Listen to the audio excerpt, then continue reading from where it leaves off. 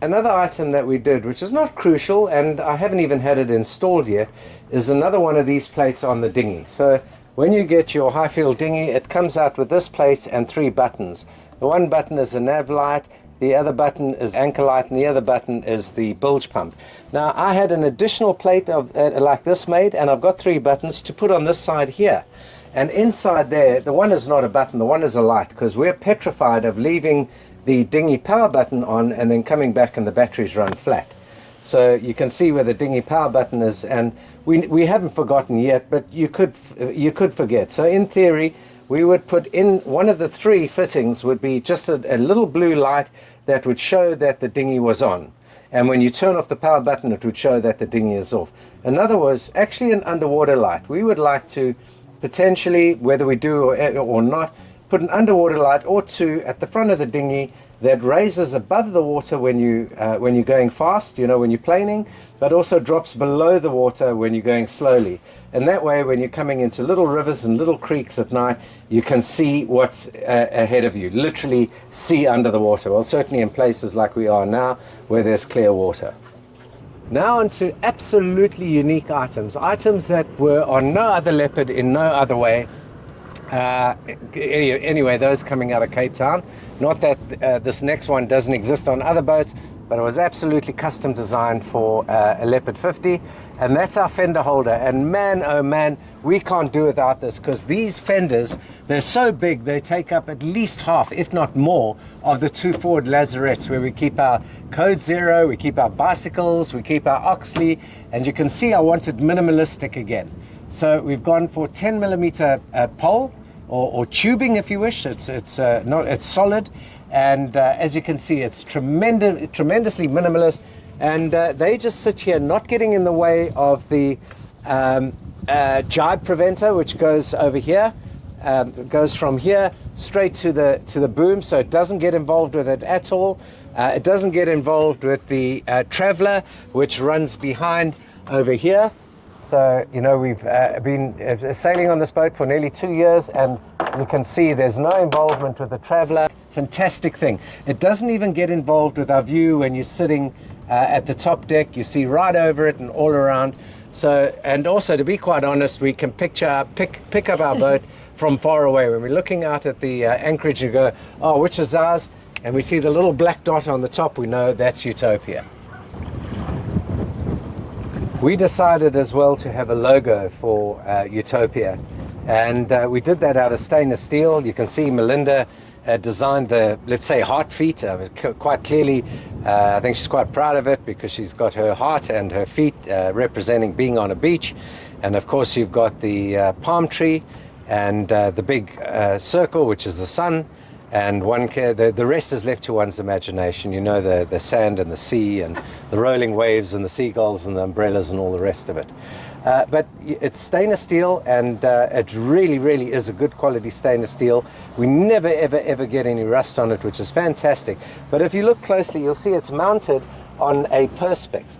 Well, inside that perspex are LED lights. So she lights up at night, and this logo, the Utopia logo, which is the O in the word Utopia, exists on both sides of the boat. And it's very discreet. It's just this beautiful piece of stainless steel. I just felt a little bit uneasy about the fact that this seat, which is pretty crucial, could have 2 big people, let's say they're each 100 kilos, 200 kilos, nearly quarter ton, sitting on top there, and there's only 2 supports.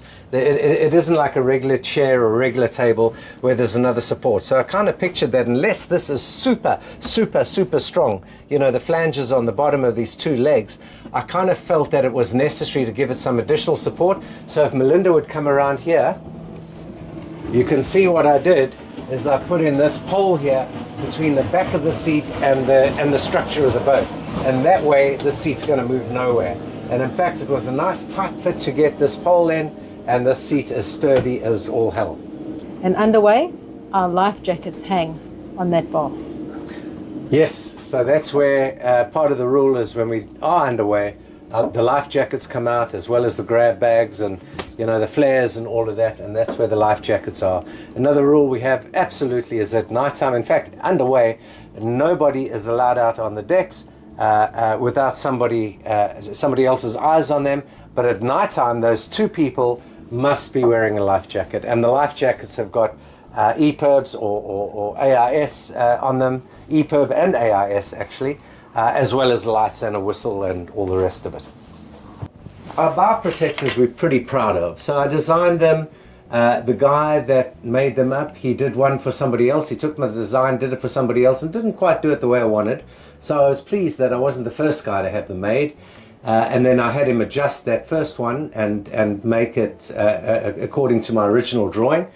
The issue of the bow protectors, not the issue, but I think if you have a look back at a recent travel sketch video, they talk about the fact that Leopard take both of the sides of one hull, and they actually fiberglass them together on the inside. And they talk about the fact that theoretically, if there's a big impact, then what happens is the two halves of the hull will split because they haven't fiberglassed them on the outside. But with our bow protectors, we've put the steel on the outside and bolted through. And in fact, I've left about an inch of space between. So the first thing that'll happen is the stainless steel will absorb the impact for the first inch until eventually it comes through and hits the bow. And also it'll spread the impact. So if it's a small item, a small sharp item, let's just say the concrete dock of a pier, it'll spread the impact all the way along the length of the bow protector. And there's a number, the structure inside hugs and holds the bows, and of course there's a number of bolts that go through. So the pressure of an impact is spread everywhere, and additionally you've got that 1 inch of stainless steel that's got to be bent, and it's stainless steel at that shape, so it would need quite a lot of pressure before it actually gets through to the fiberglass. The only issue in the design that I'm not 100% happy with is if you have a look at it, it's probably about a foot above the waterline. But that's not enough. It needs to be 2 foot above the waterline. And the reason is because the rocking horse effect that you get going through the swell. You know, the bows drop down and they come up, and they drop down and they come up. So I'd venture to say that while we're sailing, 30% of the time, at the waterline, the water is actually still hitting the fiberglass. It's coming across the front of the fiberglass. And the other 70% of the time, the actual stainless steel bow protector is above the water. So quite frankly, I would take the waterline, if you're having them made for yourself in your own boat, and I would go at least 2 foot, if not even more, above the waterline, the standard waterline when your boat is standing still. And in fact, if your boat is an existing boat and not a new boat, and you know it, you start watching how far down the boat goes into the water when it goes down a swell, and how much of the front of the bow is covered, and make up your own mind and build it that high. Our videos, maybe it doesn't seem like the warranty related videos are designed to help people, but they really are. Of course, it's us expressing our frustration at the terrible stuff that's happened on our boat, but you do get haters. I mean, recently we got a guy on one of our videos that made some unpleasant comments, when all we're trying to do is aftermarket videos to help people. But on the other hand, you get lovely people like Captain Bob. I promised him in the comment that we'd let him know what this was all about. So over here, I told him we call it R2D2. Again, an absolutely custom designed thing that I had made up. I went and bought all the gauges, the analog gauges necessary to fill this up, right? I got it from a company called KUS in America, KUS, and this is the way it works. Everything on the left side here relates to something to do with port. Everything on the right line here relates to that item on the starboard, and then these are some additional. So I'll talk through. So here we've got port and starboard fuel, and by the way, we do have all of this on the MFD, but already because of issues to do with the MFD or issues to do with the sender, you get it over here. Yeah, it's stuck. Well, I'm quite glad that this happened, because this is the final remaining problem other than the refund that Leopard have got to do. It just gets stuck and there's nothing we can do. The only way, and if we're coming into port, this is just damn dangerous. Leopard seem to have gone quiet on helping us on this. The communication is absolutely shocking. I've left it with Cape Town, but let's see. I mean, maybe for this guy, what's his name? Raw Y2S, maybe he feels that he'd be happy with this on his boat. Well, we're certainly, there it is, it just turned off by itself. So and it'll come on by itself again. But anyway, I think most people know that you pick up your tank measurements from the digital switching module, and that comes into this, and you can see it here. But I wanted an alternative and a backup bit of information to everything. This is all digital, where as R2D2. In other words, if we desperately needed to know right at this moment what a level of a tank is, we would have to wait for this to turn back on again. Yeah. Whereas now we've got a backup. Yeah, absolutely. And we can just glance at it. We don't have to be working through screens. So we've got port side fuel here and starboard fuel over there. We've got port side water tank. So the fuel on this boat is 460 in that tank, 460 in that tank, roughly, I think it is. And the water on this boat is, I think, 350 and 350. And then we've got the holding tanks, the port holding tank, which services our port aft cabin. We got the holding tank in our cabin, the main cabin, and the holding tank for the forward cabin, or what Leopard called the VIP cabin. And then to fill a space, we just put a clock. So that's just a clock. Then down here we got the port engine battery, it's 12 volt. We got the starboard engine battery, it's 12 volt. We got the house 12 volt bank over here, and over here this is supposed to be for our house 48 volt bank. So we have a 48 volt bank that feeds our 12 volt bank, but the problem is Kus as yet only have a 24 and a 12 volt gauge. They don't have a 48 volt gauge. So Captain Bob, I hope you enjoyed that. Now this item here, there we go, I've turned this on. We used it to fill that gap. It was just something that otherwise this was an empty space. And on here we get speed over ground. I like to see it in kilometers as well as in nautical miles. We get it in nautical miles from the Ray Marine. Here I get it in kilometers. We can set the trip from here and measure our trip in kilometers. It also gives us course over ground. And down below here, it's not reading yet. It'll take a little bit of time because I've just turned it on. It gives you latitude and longitude. There we go. Here we've got our latitude. If you zoom in on that, our last trip was 941 kilometers. I can reset that to 0. Our speed over ground is 0. Our course over ground is not registering. And I really hope that this series, and we're going to continue with the aftermarket, because our mission, Y2K or whatever your name is, raw Y2S, schmuck. Yeah, you put that on a schmuck. Can't do that. Our mission is to help people, whether you like it or not. Thank you very much. What did he say? You see, he's the guy that said the Sailing Karen channel, every damn episode. So we're also going to get into trouble. Yeah, you must put that in. Just leave that in. The people can see we're smiling when we say schmuck.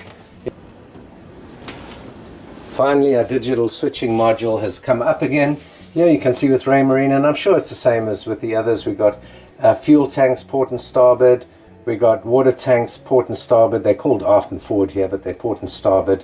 We've got our house batteries. I mean, these things are always flashing. I never know how to get rid of it. I know I've turned the alarms off, and I've reset the parameters, but that doesn't help. And then over here, on the other page, it gives you whether your bilge pumps are working, your engine room bilge, engine exhaust, and waste tanks. But the only thing the waste tank does here is it tells you when one of the three are full. It doesn't tell you which one is full, and it doesn't tell you how full or how empty they are. So this is really a silly thing. I mean, you've got 3 senders and 3 tanks to give you one on-off light. That's it. Whereas now we have 3 senders and 3 tanks, each giving us 3 separate readings as to exactly how full the tanks are. And additionally, the senders that we have in those tanks are ultrasonic. So initially what we put in is the regular sender, which is a magnetic float. But of course in a crap tank, guess what happens? It gets stuck.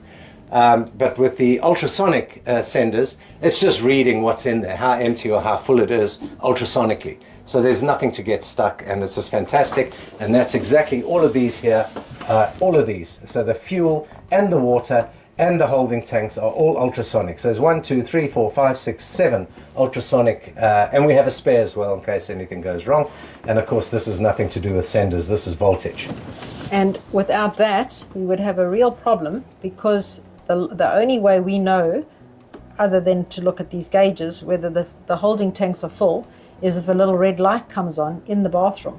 But 9 times out of 10, the little red light does not work. Oh, in fact, right now, I mean, it's been a continuous issue. Apparently everybody else has the issue, is that those red lights just don't work. I think when last we looked about a year ago, one of the three of them were working, and I suspect now that even that one's not working. They're absolute rubbish. So, yeah, they need to be ultrasonic. So this has been an absolute... Yeah, absolute godsend. We'd do it again and again and again. I know for like this guy, these trolley guys that you always get those kind of people. They're going to say what they're going to say, but this series, and we're going to carry on pushing through all of our aftermarket. We're also going to do other videos like improvements that we think could be made on the Leopard, not running Leopard down, but we think that the windows could be a little bit lower or a little bit higher, or we see that on the Leopard 46 they did away with the sunroof. We use our sunroof all the time to look at the mast, to see the position of the sails, and also to see the wind instrument. When our wind instrument failed, we needed the sunroof in the saloon to look up and see what the wind was doing. So we'll be talking about this, and this is all constructive. I mean, everything we've mentioned today has got nothing to do with Leopard warranty or anything. We're hoping that they settle and do that. That's a separate issue. I mean, once they've finished that, there's going to be no more talk of Leopard and our warranty issues. You talk about these issues because you've got these issues.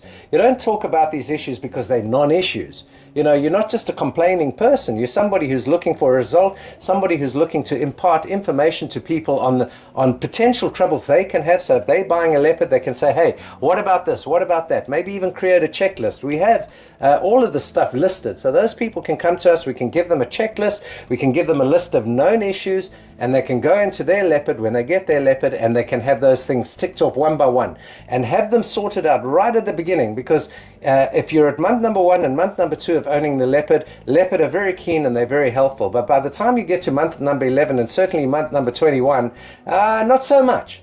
So this really, really is, regardless of what anybody says, and even if we're talking about our aftermarket stuff and it seems serious, we're here to help people. And people, if you have a look, we try to answer all texts that come through. We're not making any money on this. I mean, it's not about the money. We don't need that sort of money for 300 views or 2,000 views. That's not money. This is to help you, and especially those people buying Leopards, but also those people buying other boats, to check on to use our experience to make your life easier.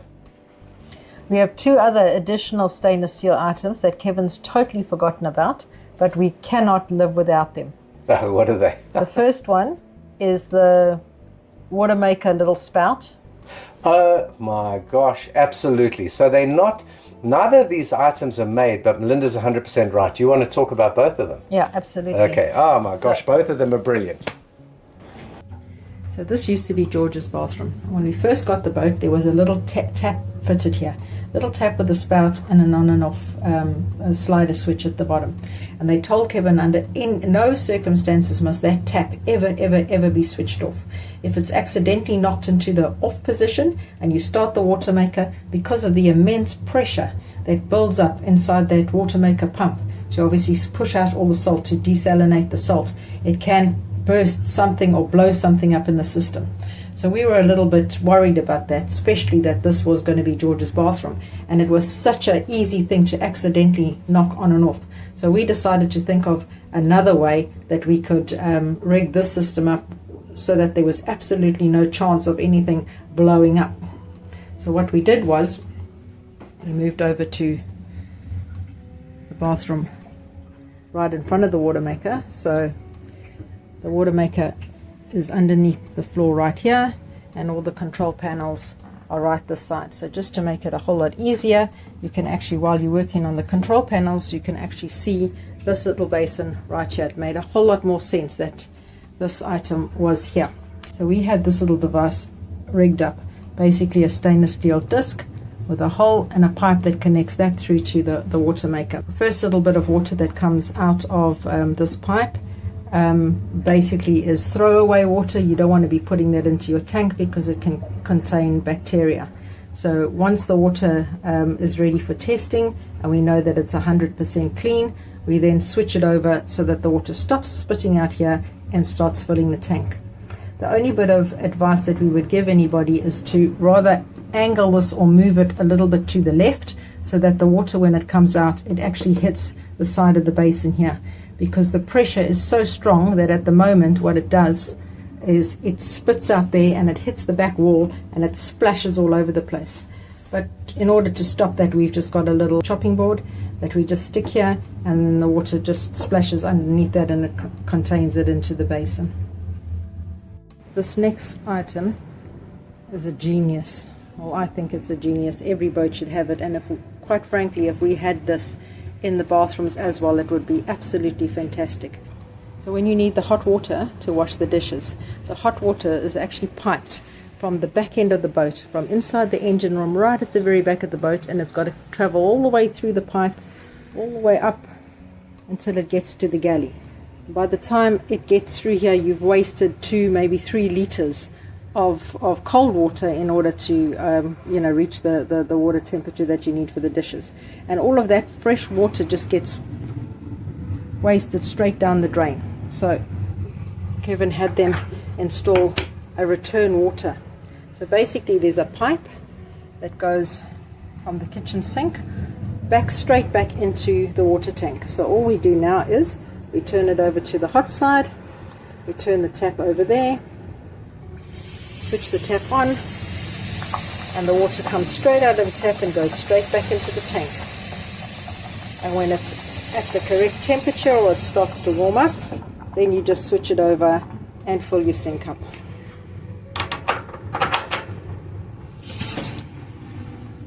And like I said, we should have one of those in each of our bathrooms as well.